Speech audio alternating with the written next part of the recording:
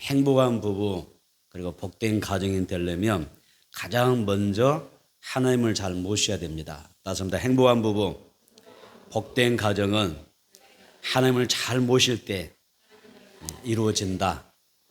아멘. 그래서 행복한 부부, 복된 가정은 하나님을 정말 우리가 잘 모시고 사랑하고 잘 섬길 때 이러한 일들이 생겨나는 것입니다. 왜냐하면 하나님이 우리 가정을 설계하신 또 창설하신 분이기 때문에 그렇습니다.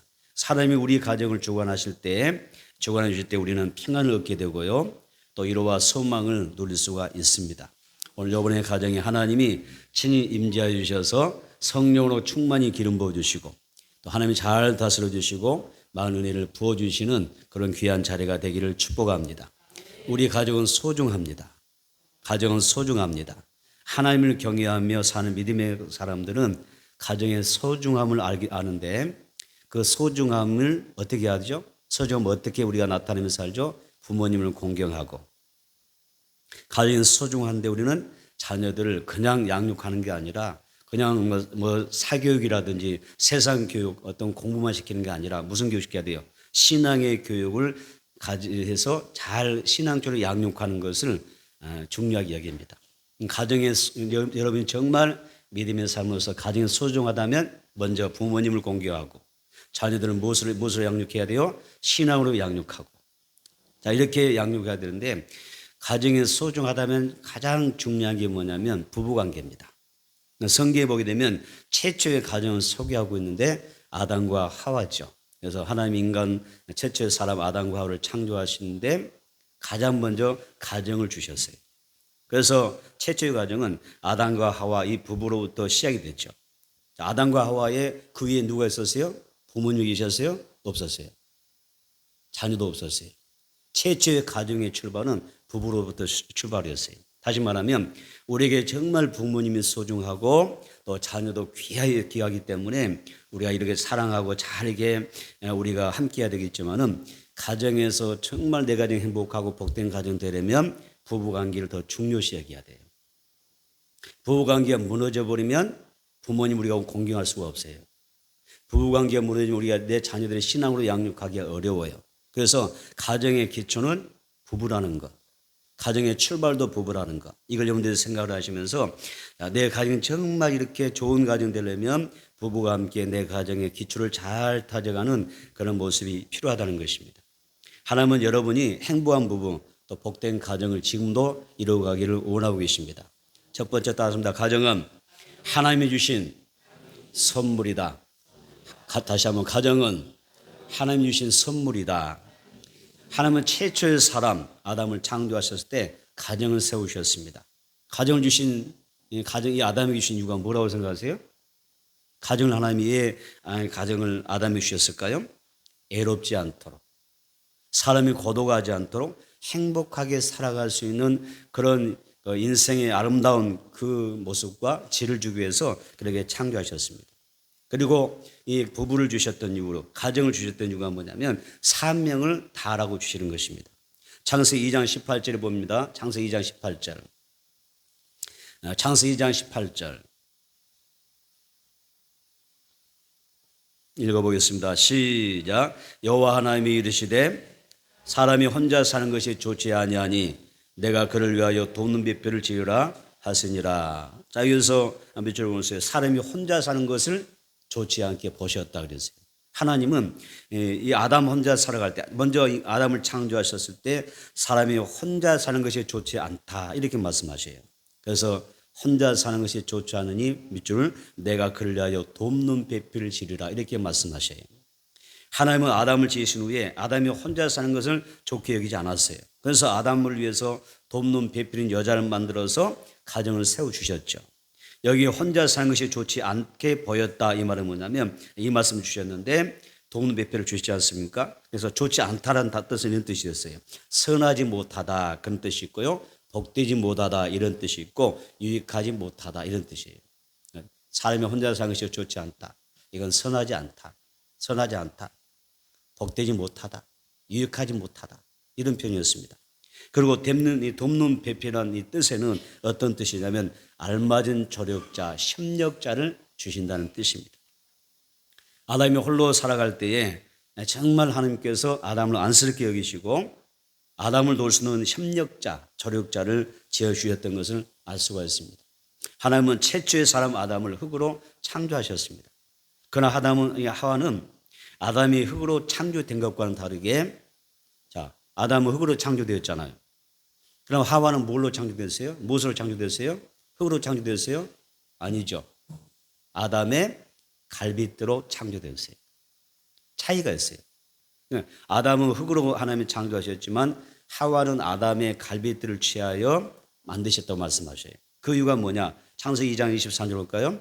창세기 2장 23절 다시 한번 읽어봅니다. 시작. 아담이 이르되 이는 내 뼈 중에 뼈요 살 중에 살이라 이것을 남자에게서 취하였은즉 여자라 부르리라. 아멘. 자, 여기를 보니까 아담이 하와를 향하여 뭐라고 이야기하죠? 이는 내 뼈 중에 뼈요, 내 뼈 중에 뼈요, 내 살 중에 살이라 이렇게 이야기를 해요. 자, 여기서 한 가지 특징이 있죠. 하나님이 왜 이 하와를 아담의 갈빗대에서 취하였느냐, 하와를 만드셨느냐 이유가 있어요. 하나님은 아담과 하와가 동질감을 갖게 하는 거예요. 동질감. 동질감을 느끼게 하는 것입니다. 우리는 하나다. 우리는 하나의 뼈다. 하나의 살이다. 우리는 하나다. 하나 되어 살라는 의미로서 그렇게 창조하신 거예요. 남자와 여자는 하나님의 형상대로 창조되었고 그래서 동일한 어떤 가치와 권위가 있어져야 된다는 것이죠. 여러분 부부 생활에서는 서로 존중이 필요해요. 서로 존중해야 돼요. 여자가 약하니까 존중 안 한다? 아니죠. 내가 위에다. 우리나라 우리 어른들이 부모들이 잘못 가르친 게 있어요. 결혼하면 초장이 뭐예요? 잡아야 돼요. 초장에 잡아야 돼.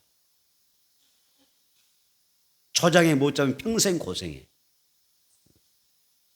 그러니까 결혼 신혼초에 행복해야 될 사람 부부들이 처음부터 뭐예요? 기선을 잡기 위해서 싸우느라고 행복할 수가 없어.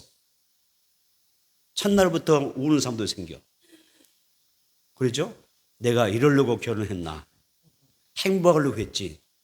서로 기선을 잡아서 누가 먼저 기득권을 차지하냐 어떤 힘을 과시냐에 따라서 부부 생활을 그렇게 유지하려는 아주 잘못된 생각들을 가지고 있어요.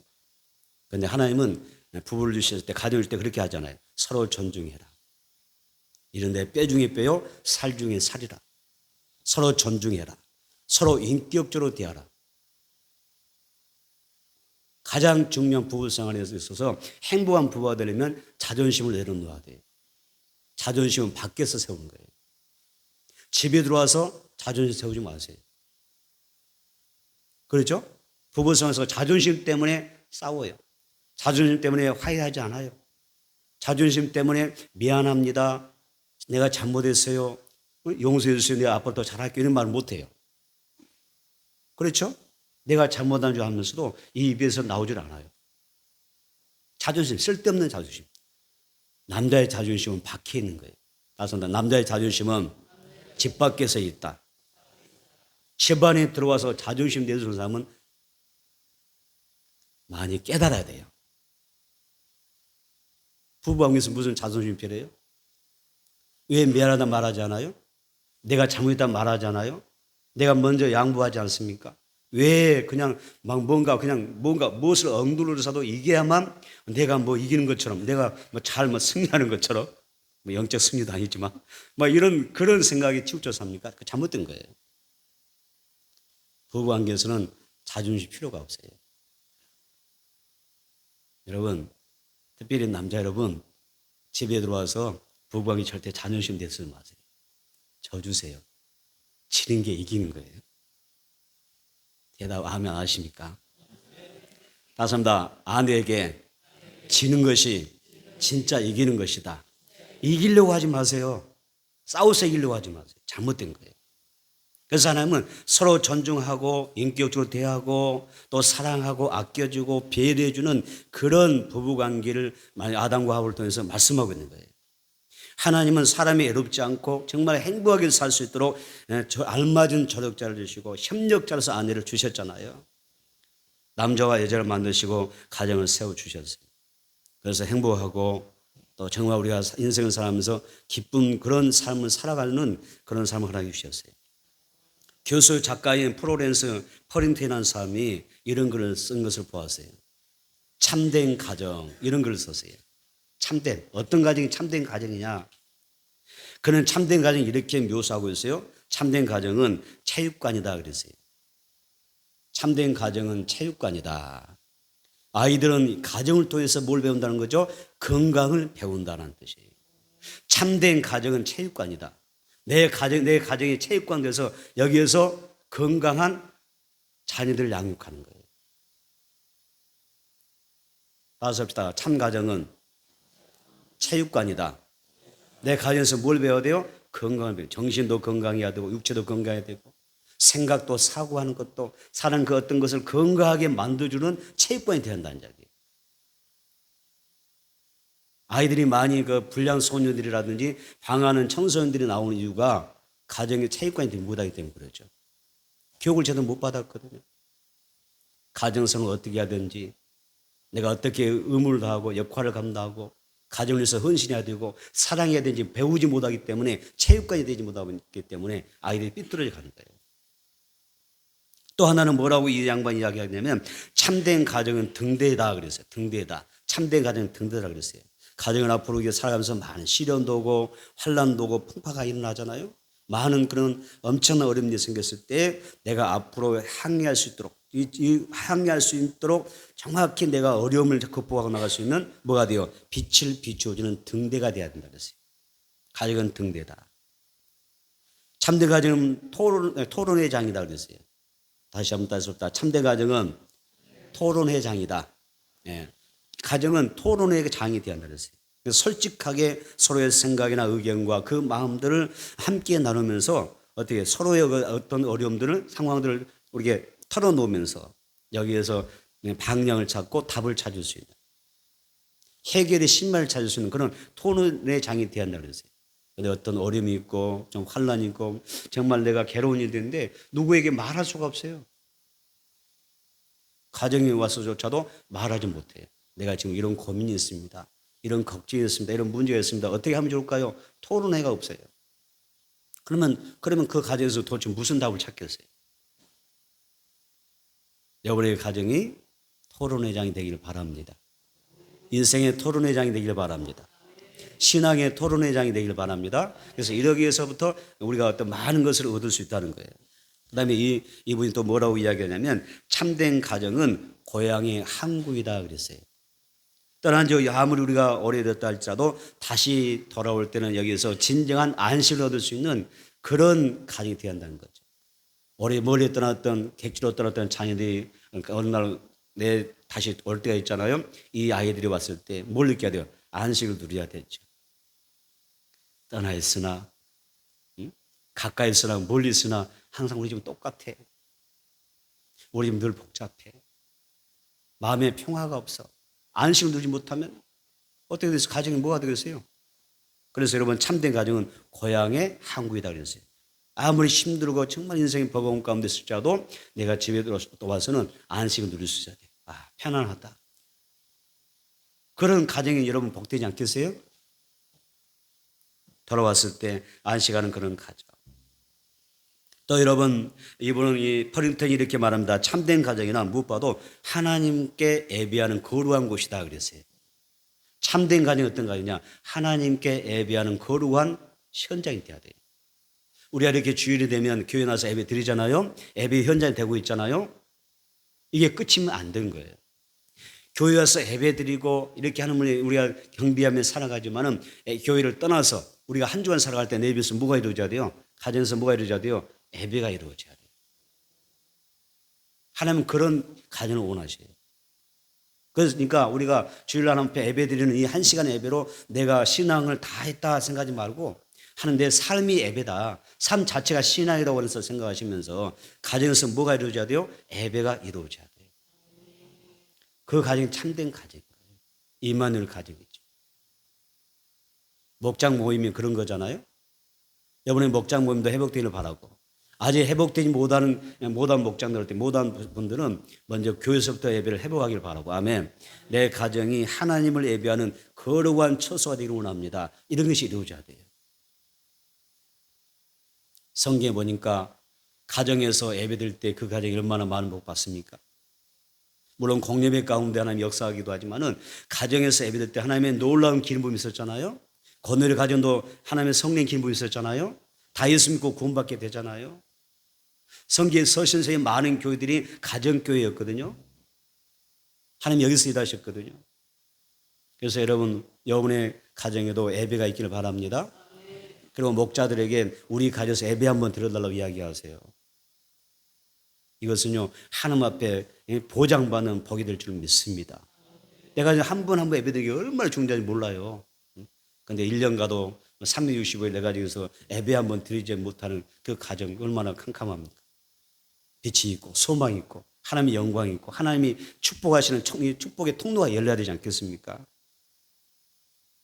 그래서 여기에서 퍼링턴이 말할 때 참된 가정을 못 봐도 하나님 앞에 예배드리는 거룩한 것이 되어야 된다. 가정이 바로 예배의 현장이 된다고 그랬어요. 또 한 가지를 더 했는데 여기서 이번에 이야기를 정리하면서 마치겠어요. 참된 가정이란 믿음으로 쓰이고 있는 한 권의 책과 같다 그랬어요. 따습니다. 참된 가정이란 믿음으로 쓰이고 있는 한 권의 책과도 같다. 이렇게 이야기했어요. 그래서 우리는 이미 내 가정이 믿음의 책을 쓰는 거예요. 내 아내의 믿음의 글이 있잖아요. 내 남편의 믿음의 글이 있잖아요. 내 부모님의 믿음의 글이 있지 않겠어요? 우리 소중한 어린 자녀들의 믿음의 글이 있지 않겠어요? 마치 이것이 하나의 글로 쓰여지는 한 권의 책과 같은 그런 신앙적인 가정이 되기를 바라신다는 거죠. 부모는 하나님의 말씀의 법도에서 내 가정이 벗어나지 않도록 내 자녀들이 하나님의 말씀에서 이탈하지 않도록 우리가 잘 인도하는 목자가 되어야 될 줄 믿습니다. 여러분 어떤 부부가 앞으로 행복한 부부가 될까요? 자, 이제부터 우리 행복한 부부 됩시다. 그게 아멘 하세요. 이제부터 행복한 부부가 되자. 복된 가정이 되자. 자, 그리고 우리가 정말 훗날은 앞으로는 내 가정이 정말 웃을 일이 많이 있어야 되지 않겠어요? 하나님께서 우리를 사랑하여 주신 사랑으로 내게 주신 그 귀한 선물 가정 하나님의 말씀으로 잘 세워야 됩니다. 그리고 부모는요, 내가 좋은 부모 되기 위해서 기도해야 됩니다. 주여 나로 하여금 내 가정에 좋은 부모 되게 하소서. 좋은 믿음의 부부가 되게 하소서. 어떤 자녀가 복이라고 생각하세요? 돈 많이 물려주면 복받은 자녀입니까? 아닙니다. 진짜 복받은 자녀는요, 여러분 하나님의 말씀으로 나를 양육해주는 믿음의 부모를 가진 사람들입니다. 그게 복입니다. 따라서 하나님의 말씀으로 자녀들이 잘 이끌어갈 수 있도록 하나님 나에게 지혜와 명철을 달라고 기도하는 그런 믿음의 부부가 되면 얼마나 좋겠습니까? 왜냐하면 만복에 거느리신 하나님께서 우리에게 복을 주시기 때문에 내 자녀에게도 복을 주신 분이기 때문에 그렇습니다. 그래서 여러분 가정은 하나님 주신 선물이라고 했습니다. 따라서 나와 내 자녀들, 내 후손들이 살아갈 때 혼자 외롭게 살지 않도록 기도 많이 하세요. 우리나라가 이상하게 좀 변한 게 있는데 젊은 세대가 뭐 하려고 그래요? 결혼하려고 하지 않아요. 결혼하려고 하지 않아요. 또 젊은 세대가 결혼하지만은 또 자녀를 낳으려고 하지 않아요. 우리끼리만 행복하게 살면 되지. 이런 주장이 지금 팽배해 있어요. 그래서 우리나라가 지금 인구 절벽 시대를 맞이하고 있잖아요. 지금 비상이거든요. 근데 이것은 하나님이 우리 인간을 창조하실 때 하나님의 의도와는 전혀 다른 거예요. 하나님의 뜻은 분명히 남녀가 어때요? 부부가 돼서 가정을 세워가기를 원하셔요. 그게 하나님의 뜻이에요. 그러니까 하나님의 뜻에서 지금 이탈하고 있는 거예요. 지금 세상이 하나님의 뜻과는 정반대로 막 굴러가는 거예요. 하나님의 창조의 목적에서 막 벗어나는 거예요. 그래서 기도 많이 해야 돼요. 내 사랑하는 자녀들이 살아가면서 결혼해서 한 가정이 이루어달라 기도하셔야 돼요. 아멘. 나의 자손들, 나의 후손들, 지금 팽배한 그런 사상이잖아요. 나의 후손들이 절대 혼자 사는 그런 일이 없도록 기도해야 돼요. 만약 혼자 살아도 괜찮다고 하면 뭐 문제 없다고 하면 하나님께서 하와를 주시려고 뭐 했겠어요? 아담 너 혼자 살아라 그러지. 가정 부양하기 얼마나 힘드냐. 혼자 사는 게 행복하지. 자녀 양육하는 게 얼마나 힘드냐. 너 혼자 그냥 살아라 이렇게 이야기하지. 하나님께서 우리에게 부부를 주신 것은 분명히 하나님의 뜻하신 바가 있기 때문에 그렇습니다. 그래서 혼자 이렇게 살지 않도록 그들의 가정을 이루고 행복하게 살아갈 수 있도록 기도를 많이 하는 여러분 부모가 되기를 축복합니다. 그래서 한 남자와 여자가 만나서 하나님이 정하여 주신 짝을 지시는 정상적인 이성으로 가정을 이루게 하시고, 아멘. 남자와 남자 만나서 결혼하지 말고, 그렇죠? 또 여자와 여자가 만나서 결혼하는 이상한 하나님의 창조원리를 깨뜨리는 그런 결혼이 아니라 정상적인 일생의 만남과 교제로 아름다운 부모가 되고 자녀 관계 속에서 서로 아껴주고 도우며 배려하고 격려하면서 아름다운 그런 행복한 가정을 만들어가는 우리 모든 여러분들이 또 여러분의 후손이 되기를 축복합니다. 하나님 주시는 선물인 가정을 소중히 여기고 또 가정을 통해 주시는 평안과 위로와 소망, 기쁨은 여러분들이 누리는 그런 축복이 있었으면 좋겠습니다. 두 번째 따습니다. 성경 말씀대로 가정을 세우며 살아가야 된다. 자, 하나님의 말씀대로 가정을 세워야 됩니다. 성경은 신앙의 기초가 됩니다. 성경은 가정의 가운이 되는 것입니다. 성경은 삶의 지표가 되는 것입니다. 그러면 그 가정은 성경이 이끌어가면서 그 성경 안에서 약속된 언약을 누리는 그런 행복한 가정을 만들어 주십니다. 하나님은 성경 말씀대로 사는 가정을 반드시 아름답게 하시고 복되게 하실 줄 믿습니다. 그래서 신명기 28장 2절 4절에 이런 이야기 나오지 않습니까? 한번 찾아 읽어보겠습니다. 신명기 28장 2절로 4절. 신명기 28장 2절로 4절.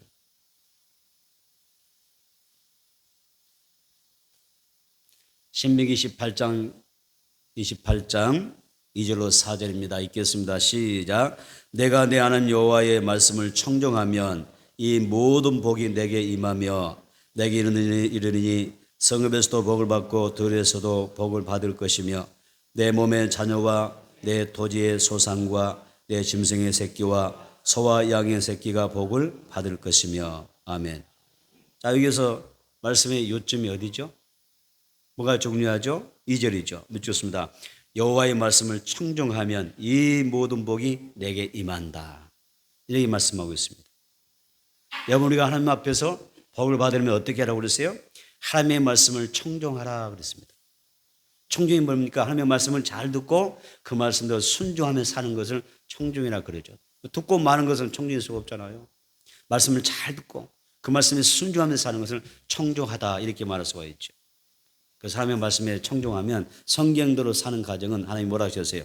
자녀와, 여기 보니까 자녀, 토지, 가축, 성읍 이 모든 것 위에 하나님의 복을 주신다 말씀하셨어요.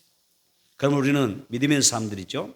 철저히 하나님의 말씀대로 우리가 말씀 중심에 서서 살아가는 것이 필요합니다. 말씀이 척도가 되고 말씀 내 인생의 등불이 되고 말씀 내 인생의 안내자가 되어줘야 됩니다. 부부가 그렇게 살아야 되고, 아멘. 또 우리 자녀들이 그렇게 살아가야 되고 우리 교회가 말씀대로 살아가야 될 줄 믿습니다. 그러면 하나님 앞에서 다 복을 받게 되세요. 꼭 기억하세요. 말씀대로 살면 말씀에 청종하면 반드시 복을 받는다는 거예요. 마귀에게 속지 마세요. 어떤 사람 가끔 그러죠. 말씀대로 사도 복 못 받던데 복 못 받았는데 그런 사람 있잖아요. 속지 마세요. 다시 한번 말씀에 청종하면 반드시 복을 주신다. 내 모든 삶에 하나님 복을 준다고 말씀하셨어요. 여러분, 우리가 행복해지면 어떻게 되느냐? 자, 좀 더 말씀에 우리가 깊이 들어가 봅시다. 우리가 정말 행복해지면 어떻게 해야 되느냐? 하나님을 기쁘시게 드려야 돼요. 하나님을 기쁘게 드리면 복을 받게 되어 있어요. 하나님을 기쁘게 드리는 방법 중에 최고 방법이 뭔지 아세요? 우리 하나님 어떻게 기쁘게 드릴까요? 여러분의 생각은 하나님을 정말 내가 최고로 기쁘게 드리면 어떻게 해야 될 것 같아요? 순종. 또 뭐가 있죠? 얼른 이야기하세요. 시간 갑니다. 하나님을 정말 내가 최고로 행복해 해드리려면 기쁘게 드리면 뭐 해야 돼요? 순종 나오세요? 뭐 사랑하라 했으니까 사랑도 나올 수가 있겠죠? 가장 최고의 우리가 하나님을 기쁘게 드리는 것은 예배입니다. 예배 생활이에요. 예배 생활. 하나님을 최고로 기쁘게 드리는 게 뭐라고요? 예배입니다. 하나님 우리가 예배로 하나님 사랑해야 되죠. 예배로 순종해야 되죠. 아멘. 그래서 여러분 예배를 가리켜서 신앙의 꽃이자 열매라 그랬어요. 예배는 신앙의 꽃이다. 예배는 신앙의 열매다 그랬어요. 굉장히 중요하죠. 그래서 우리는 늘 하나님 앞에 고백하죠. 주님, 제가 주님을 사랑합니다. 주님을 믿습니다. 주님을 내가 경배합니다. 주님을 경외합니다. 이런 표현을 하지 않아요? 주님 제가 주님 사랑해요. 얼마나 사랑하는지 주님 잘 아시잖아요. 베드로처럼 고백할 때가 많잖아요. 그런데 사랑도 좋고 믿음도 좋고 경외하는 것도 좋고 신앙 고백도 다 중요한데 빠져서는 안 되게 뭐냐면 예배란 말이에요. 예배가 빠진데 믿는다, 경외한다, 섬긴다, 사랑한다 이게 무슨 의미가 있습니까? 성도의 신앙은 예배입니다. 예배에서 신앙의 꽃이 피어야 되고요. 신앙의 열매가 예배를 통해서 나타나야 돼요. 왜? 하나님은 예배자를 찾기 때문에. 성경에 나와 있잖아요. 예배자를 찾으시는 하나님. 신령과 진정으로 예배한 자를 찾으시는 하나님이라고 이야기하지 않습니까?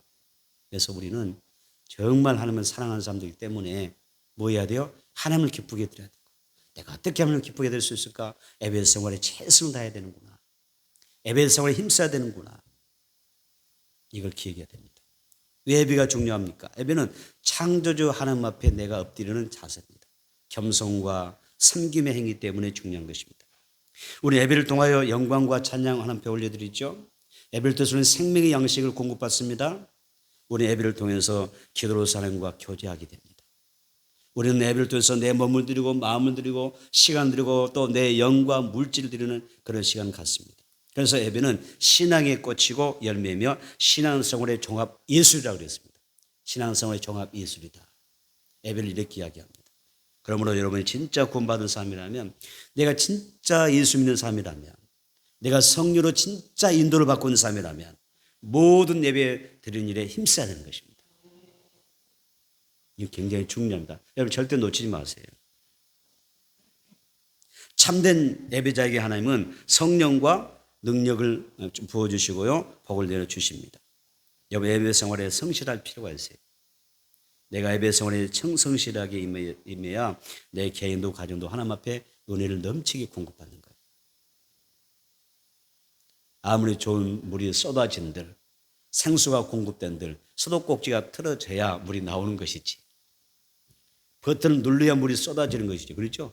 여러분 집에 웬만한 집은 가정에 뭐 정수기 다 있잖아요. 아무리 좋은 정수기라도 뭐 성능 좋은 그런 정수기라도 어때요? 컵 갖다 딱 받쳐만 놓으면 뭐라 나올 줄을 믿는다. 나옵니까? 여기서 좋은 생수가 콸콸콸 흘러나오리라 믿어요? 컵을 가지고 놓았으면 뭐 해야 되죠? 눌러야 되죠. 예배가 누르는 거죠. 하나님의 축복을 누르는 거죠. 하나님 앞에 응답을 받는 누르는 것이 예배잖아요. 눌러야 되는 것입니다. 주님이 주시는 그 평안, 위로와 소망, 또한 우리가 육체적으로 물질적으로 은혜가 넘치고 범사의 복을 받는 것은 예배 생활의 성공인 것입니다. 여러분 열심히 살아가는 것, 일하는 것도 참 좋습니다. 그러나 우리가 신앙생활하면서 예배와 말씀과 기도 생활에 힘쓰는 것이 더 중요한 것입니다. 여러분 자신과 가정이 말씀의 기초에 든든히 서갈 수 있게 되기를 축복합니다. 특별히 여러분의 남편과 여러분의 아내를 사랑하고 존중하십시오. 먼저 사랑받기 전에 먼저 사랑해 주세요. 존중받고 싶으면 존중해 주세요. 우리 속담에 뭐가 있죠? 가는 말이 고와야 오는 말도 고와요. 근데 기분이 좀 나쁘다고 해서 내가 예를 들어서 아내에게 큰 소리 내봐요. 아내는 더 큰 소리로 여러분 대듭니다. 그렇죠? 내가 아내에게 막 불평의 소리 늘어나 봐요. 단번에 아내도 할 말 없어요. 불평할 게 더 많거든. 막 쏟아내는 거잖아요. 말이 고우면 상대방도 곱게 오르고. 금방 사이가 좋았다도 한번 실험해 봐요. 아무튼 싸움 붙이는 건데. 사이가 좋잖아요. 금방 사이가 좋았다가 집에 와서 한 사람이 막 화를 내고 막 불평하면 상대방 어떻게 나옵니까? 대부분의 역으로 나옵니다.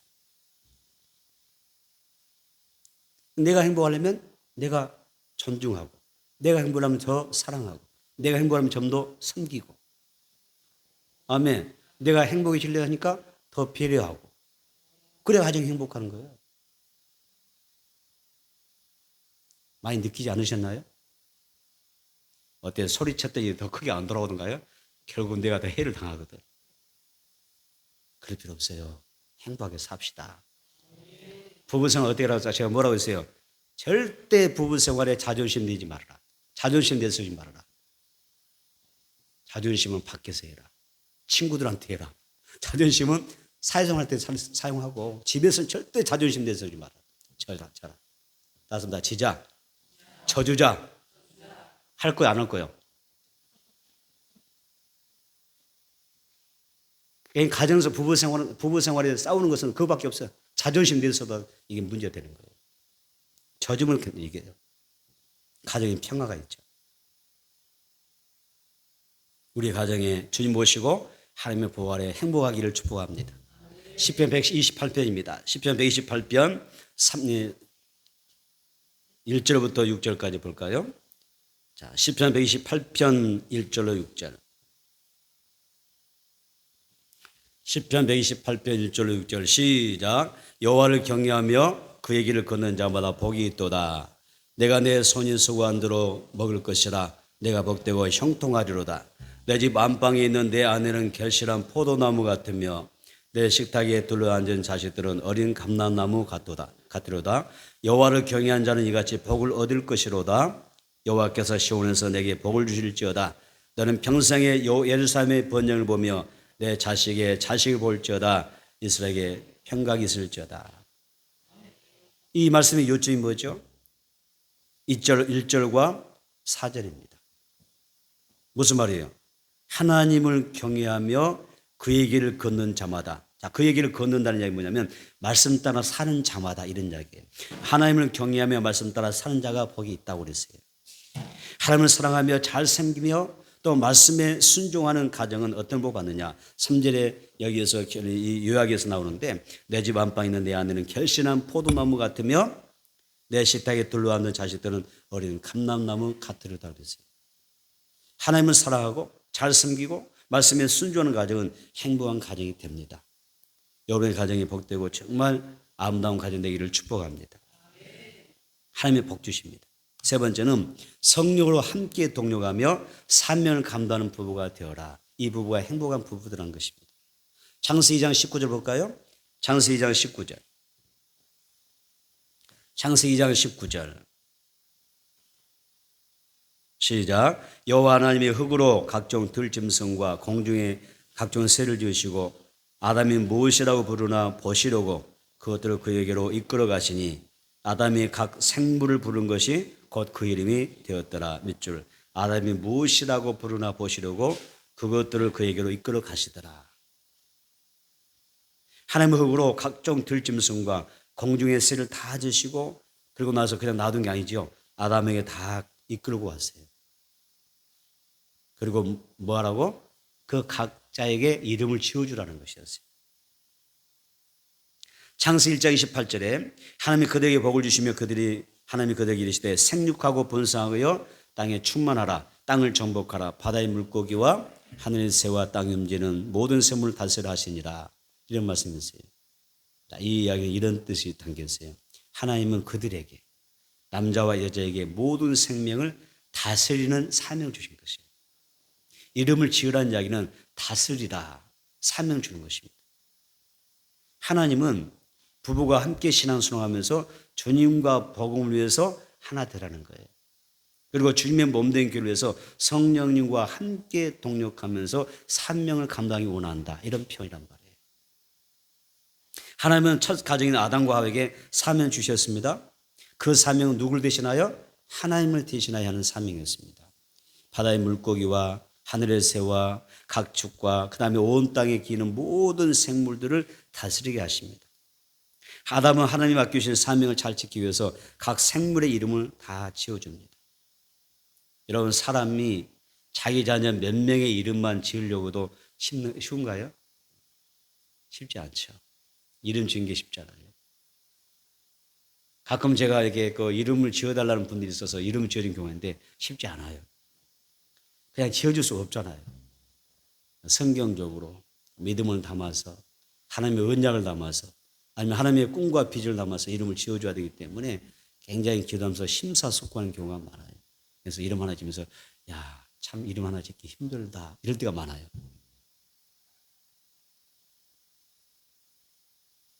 자, 이름 지은 게 쉬운 게 아니거든요.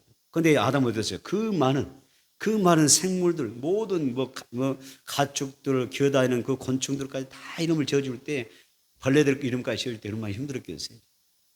엄청난 사명이 지금 하나님부터 아담에게 부여된 거잖아요. 그래서 하나님은 아담에게 돈 배필을 지어줘야 되겠다. 하와를 지어서 붙여주신 것입니다. 둘이 가정을 이루어서 하나님 앞에 맡기신 사명, 가정을 세워나가는 것도 굉장히 중요한 것이고, 혼자 하나 일을 하려면 어렵지만 둘이나 그 상황이 열도 담당할 수가 있겠죠. 하나님께서 아담과 하와 가정을 맡겨주신 사명은 아주 중요한 것이었습니다. 그것이 하나님의 일이었고 가정의 일이었습니다. 하나님이 맡겨주신 사명이 힘들고 어려울 때가 있습니다.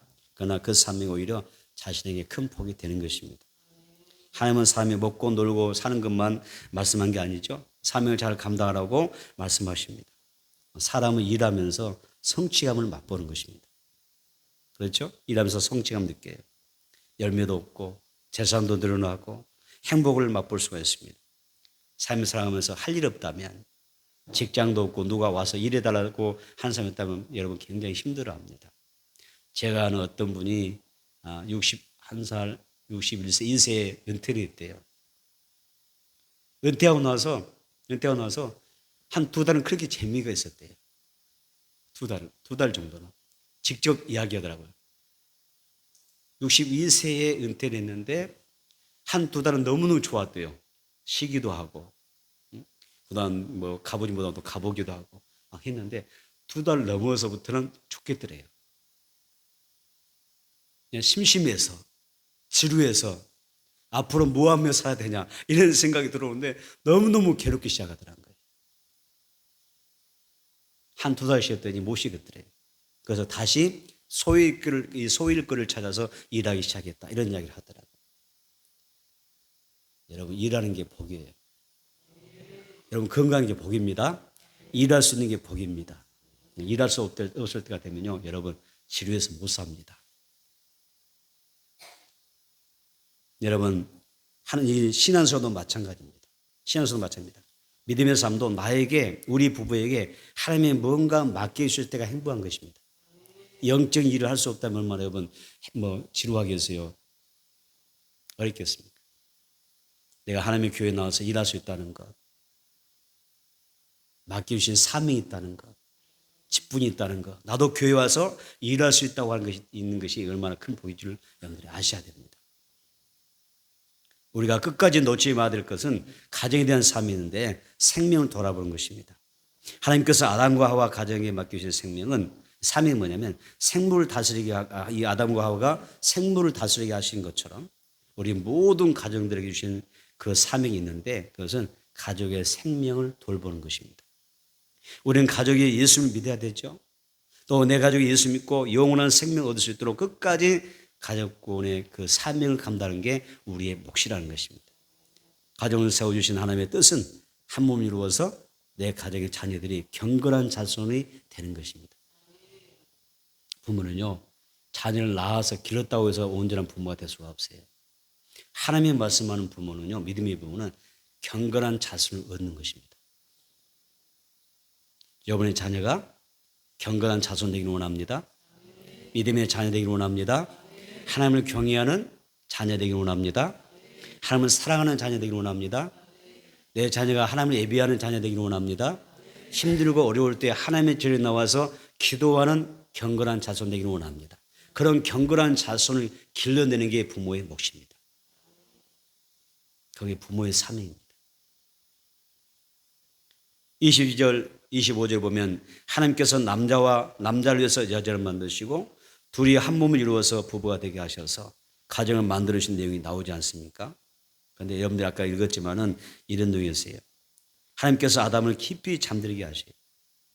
마치 오늘로 병원에 가면 전신 마취하듯이 그냥 한순간 잠을 깊이 잠들게 하고 아담의 갈비단을 딱 취하여 하와를 만들어 주셨습니다. 그리고 그 하와를 아담에게 딱 데리고 오십니다. 잠을 깨고 났는데 하나님께서 하와에게 아담에게 하와를 이끌어 가시잖아요. 근데 아담이 뭐라고 표현하던가요? 크게 막 감격하죠. 감동하죠. 이런 내 뼈 중에 뼈, 살 중에 살이로다. 막 감격하면서 하와를 맞이하는 장면이 나옵니다. 아담이 말합니다. 하와는 나의 분신이다. 하와는 나에게 있어서 가장 소중한 뼈다. 내 인생의 가치다라고 이야기합니다. 아담과 하와가 서로 신뢰하며 사랑하는 관계가 되었습니다. 둘이 하나가 돼서 한 부부가 돼서 아름다운 가정을 이루어가는 것을 볼 수가 있습니다. 이것이 하나님이 세우시는 가정의 모습이고 부부의 모습입니다. 여러분, 부부가 연합하여 부모님께 공경하세요. 한쪽이 틀어지면 온전히 부모를 공경할 수가 없어요. 연합될 때 부모도 공경할 수가 있어요. 그렇죠?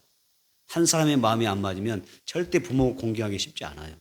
그래서 부부가 연합하여 부모를 공경하고, 부부가 연합하여 한 사람의 신앙 교육으로 안 되잖아요. 부부가 연합하여 내 자녀들의 신앙도 양육하고 경건한 자손을 길러내는 것입니다.